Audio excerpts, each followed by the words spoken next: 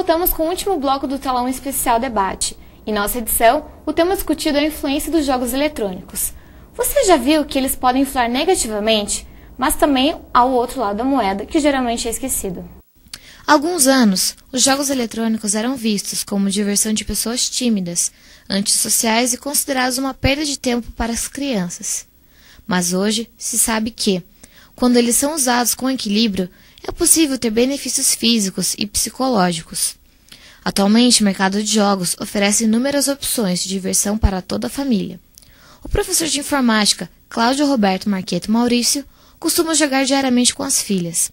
Para ele, a interação que esse tipo de entretenimento proporciona é fundamental. No nosso caso familiar aqui, a gente brinca bastante, eu e minhas filhas. Então é um momento de bastante proximidade, de bastante interação que a gente tem. E uma série de situações, problemas que surgem, né, nos próprios jogos, são pontos importantes que a gente acaba aproveitando para orientar sobre situações até da vida, porque alguns deles têm alguns paralelos, né? Então a gente acaba conseguindo fazer esses paralelos e aproveitar a oportunidade para estar orientando a criança quando surge a determinada situação na vida delas, né? O mundo é regido por leis que precisam ser conhecidas. Dessa forma, o jogo tem a função de treinar o jogador para que ele conviva socialmente neste mundo e simule situações do cotidiano. Os jogos eletrônicos permitem que o jogador desenvolva a cooperação, iniciativa e autoconfiança. A psicóloga Gabriela Beto Etiverri afirma que eles ajudam também na socialização. Se o adolescente utiliza esse veículo como uma forma de inserção em um grupo, o que eu acho muito legal é que existem adolescentes que vão em lan house, depois saem para comer uma pizza. Então isso é uma forma de construir um grupo, né, de construir, né, uma identidade e uma relação através do jogo. Poderia ser através da música, poderia ser através do esporte. Eles são identificados mais com esse meio, né, o que nesse caso favorece. O Cláudio está em contato com o mundo dos jogos eletrônicos desde os 10 anos de idade.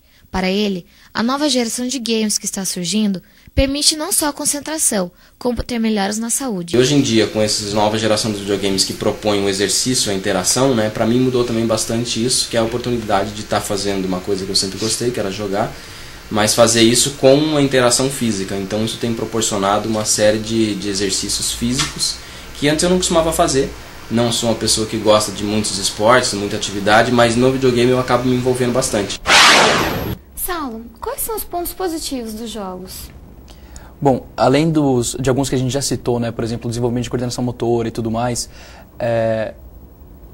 por exemplo, o desenvolvimento de estratégia, de raciocínio lógico, ele é muito utilizado em jogos. Por exemplo, o jogo StarCraft 2, ele é um jogo de RTS, de Real-Time Strategy, de um jogo de estratégia. Ele é usado já em universidades de administração. Ele é usado para a pessoa aprender a administrar seus recursos.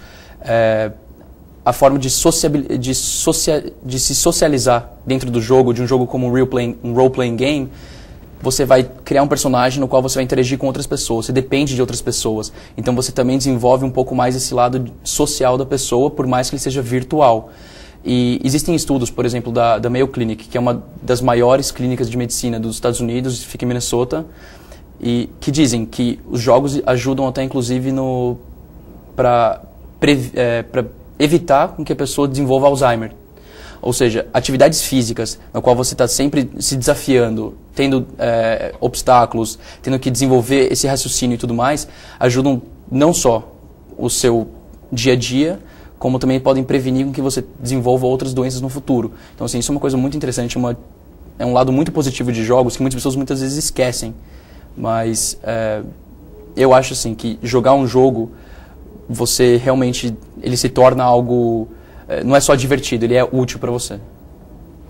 Elisiane, como você vê isso nas crianças? Porque a gente vê que hoje estão usando os jogos dentro das escolas para estimular a coordenação motora e aprender de uma forma mais simples. Eu vejo assim, tem aula de informática, em todas as grades curriculares agora colocam a aula de informática, mas é uma aula de informática que tem que ser dirigida, volto naquele ponto da mediação. Não adianta colocar a criança ali, abre lá, não sei o que, vai jogar e deixa, vai lá ver uma revista, não tem acompanhamento da criança, né? Tem que ter esse acompanhamento dentro dessa aula de informática. Na aula de educação física pode ser usado o Wii, né, que as canchas não só tem cancha para futebol, basquete, tem outros jogos dentro do Wii que a gente pode trabalhar dentro da sala, mas sempre com esse cuidado, sempre sendo dirigido, né? Você vai trabalhar na educação física, veja como é que vai desenvolver essa coordenação motora, né, a percepção, a socialização, tudo bem cuidado, bem. E a gente pode perceber também que tem muitos jogadores que eles jogam também para aprender outras línguas, para adquirir habilidades. Sim, sim. Isso é uma coisa que é até engraçado, que assim, o mercado hoje, ele está sempre pedindo que os jogos sejam localizados. Eu, particularmente, ainda não tenho opinião formada sobre se a localização de um jogo ou não, ela é realmente necessária, mas eu vejo que antigamente, quando não eram feitas, as pessoas, eu conheço muitas pessoas que aprenderam inglês por causa de jogos. Assim, você começa a aprender, você tem aquela necessidade física de entender o que a pessoa está falando, então automaticamente fica mais fácil para você assimilar a língua. Então, assim, o fato do jogo ser em inglês, o fato do jogo ser em outra língua, você vai começando a associar isso. É igual ver filme. Você vê um filme em inglês, você passar a ver o filme com legenda em inglês ou sem legenda, você assimila mais a língua. Demora um tempo, mas você desenvolve vocabulário, você desenvolve gíria. Então, você, de certa forma, vai se tornando mais fluente. E isso eu acho que é um ponto interessantíssimo dos jogos, que você passa a ver uma língua diferente naquele meio que ele realmente está inserido, com gírias, com cotidianos, com expressões e tudo mais. Então, eu acho isso importantíssimo. E em relação à interatividade com a família, que a gente viu no vídeo, você acha que existe realmente essa interatividade? Existe. Até lá na minha própria casa, os homens jogam. Eu não jogo porque eu não gosto. Mas eles jogam, eles têm uns momentos. Durante a semana a gente não permite jogos, né? Tem tarefas, tem coisas da escola para cumprir e tem as aulas extras que eles precisam. Mas no final de semana eles têm esse momento que eles jogam. Os 3 jogam, fazem campeonato.